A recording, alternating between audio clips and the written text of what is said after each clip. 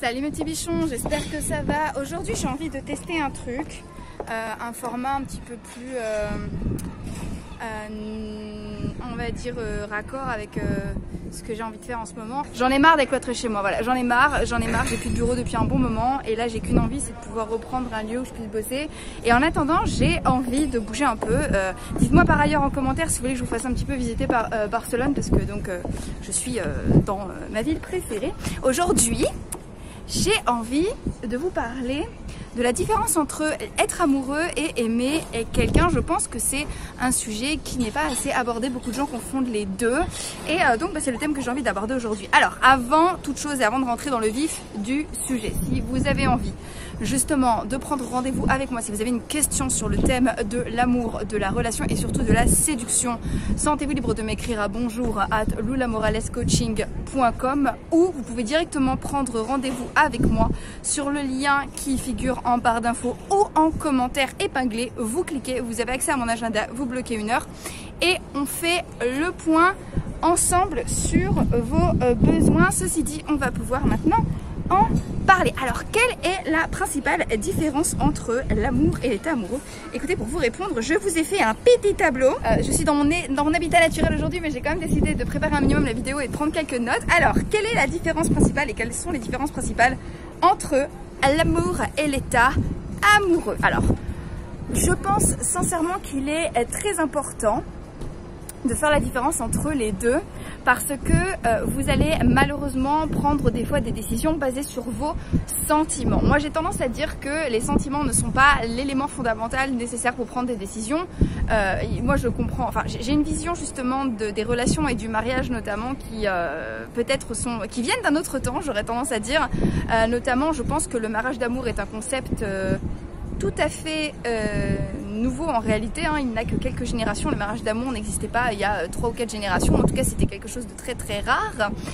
Et je pense sincèrement qu'il y a des décisions qui ne doivent pas être prises sur justement des émotions, notamment des émotions temporaires. Et autant marier quelqu'un parce qu'on l'aime, ça me semble tout à fait normal, logique, naturel d'abord partager de l'amour avec son partenaire avant de décider de faire sa vie avec. Mais alors, faire sa vie ou en tout cas prendre des décisions aussi folles que construire une vie, une relation ou s'engager avec quelqu'un parce que l'on est amoureux et non pas parce que l'on aime cette personne, je pense que c'est très très dangereux. Je suis tombée sur justement la vidéo d'une psychologue, je vous mettrai le nom peut-être en barre, enfin je vous mettrai le nom quelque part, d'une psychologue qui disait justement qu'il ne fallait pas se marier en étant amoureux et elle faisait bien la distinction entre justement le fait d'aimer quelqu'un et le fait d'être amoureux de quelqu'un et je suis à 1000% d'accord avec elle. Alors, je vais bien faire dans cette vidéo la distinction entre l'amour et l'état amoureux.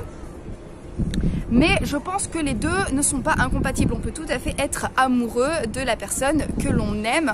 On peut aussi parfois retomber amoureux de la personne que l'on aime. En gros, l'état amoureux peut surgir, puis disparaître un petit peu, puis ressurgir selon les événements, les occasions, le contexte, les situations, etc. Donc, je ne diabolise pas l'état amoureux, je dis juste qu'il faille bien faire la distinction entre l'un et l'autre pour ensuite prendre de bonnes décision. Alors, première grande différence entre l'amour et l'état amoureux. L'état amoureux peut naître dès la première seconde, ce que l'on appelle le coup de foudre.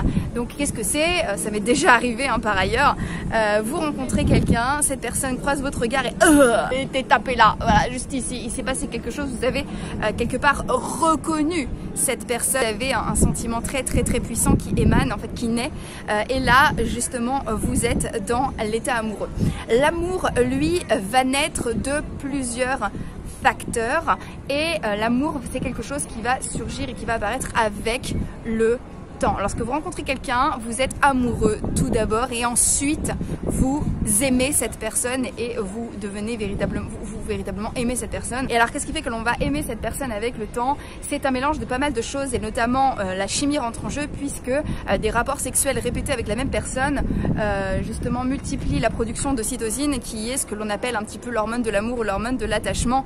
Entre autres, c'est bien plus compliqué que ça, mais il y a aussi donc le temps qui fait que vous allez connaître quelqu'un et le fait de s'accoutumer à votre présence, la naissance de beaucoup de bons souvenirs et de bons moments ensemble font que à terme vous allez définitivement effectivement aimer cette personne et vous allez non seulement l'aimer elle, mais aussi tout ce qu'il y a autour de vous, ça veut dire la relation que vous avez ensemble. Ensuite, numéro 2, l'état amoureux est basé sur ce que l'on suppose de l'autre, alors que l'amour est basé sur ce que l'on sait de l'autre. Lorsque vous rencontrez quelqu'un qui vous plaît beaucoup dès le début, qu'est-ce que vous allez faire? Vous allez vous projeter. Le problème, c'est que vous allez vous projeter avec très peu d'informations à disposition en réalité, parce que souvent lorsque vous êtes amoureux de quelqu'un que vous ne connaissez pas bien, tout ce que vous savez de cette personne, c'est quoi?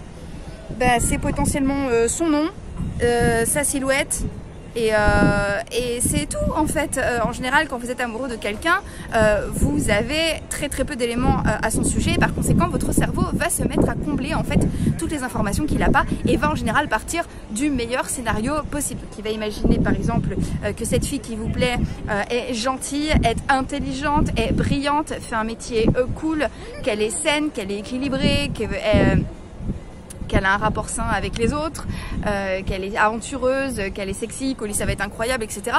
Et donc vous allez présumer comme ça de toutes les qualités dont cette personne dispose, vous allez présumer de la qualité de votre relation, alors qu'en vrai vous n'avez pas assez d'informations pour savoir ce qu'il en est. Alors que l'amour est basé sur ce que vous savez. Vous avez tout à fait conscience des bons côtés en fait de la personne que vous aimez, vous avez conscience également de ses défauts, vous avez également conscience des limites de votre relation ou des très bons aspects de cette relation. Mais en tout cas, vous savez qui elle est, vous la connaissez non seulement elle, mais vous connaissez également votre relation. Et par conséquent, ce sont ces choses-là que vous allez apprécier. Vous n'avez pas besoin de faire de présomption, vous avez assez d'éléments pour savoir à qui vous avez affaire, et ce que vous savez de cette personne vous plaît et vous convient déjà. Vous n'avez pas besoin en fait de vous projeter plus que ça. Ensuite, l'état amoureux se ressent lorsque l'on est en manque. L'état amoureux se ressent d'autant plus quand l'autre n'est pas là. C'est-à-dire que vous allez être dans cette espèce de sentiment de manque. L'état amoureux, c'est parfois aussi cette envie impérieuse de voir cette personne, cette espèce d'état de manque de la personne que vous venez de rencontrer et qui vous plaît. Et donc, lors de son absence, elle va incroyablement vous manquer, ou en tout cas, la perspective de la voir va être absolument folle et impérieuse pour vous. Alors que l'amour, c'est quelque chose qui se ressent plutôt en compagnie de la personne. C'est-à-dire que vous allez, c'est en la compagnie, c'est lorsque vous passez du temps avec l'être aimé que vous l'aimez. Il peut bien évidemment vous manquer, les moments que vous allez passer ensemble peuvent également vous manquer, surtout par exemple si vous êtes lors d'une relation à distance, que vous êtes éloigné sur le plan géographique pour une raison qui est la vôtre après tout.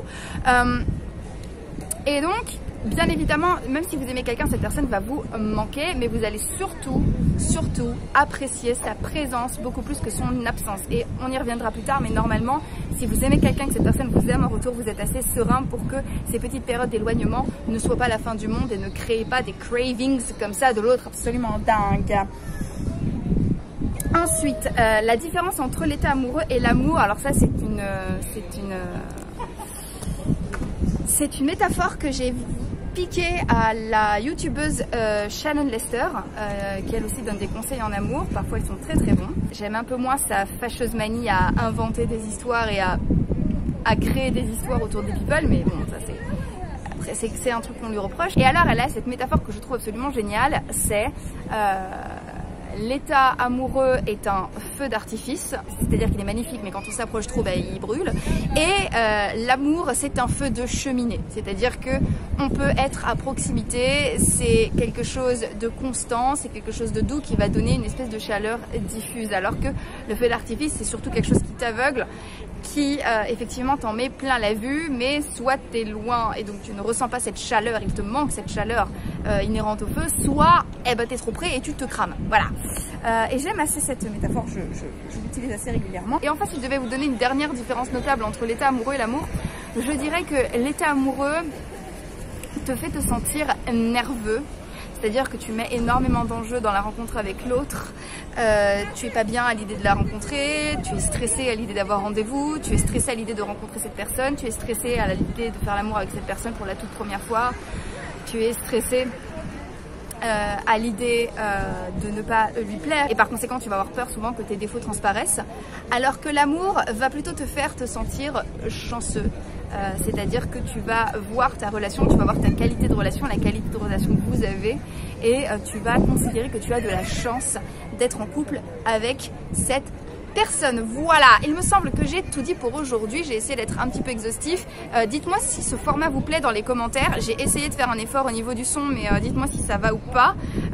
Bon, vous le savez, à chaque fois que j'essaie de tourner des trucs en extérieur, de toute façon le son est toujours un peu chelou. Ça me gonfle, faut que je rachète un capuchon pour ces micros.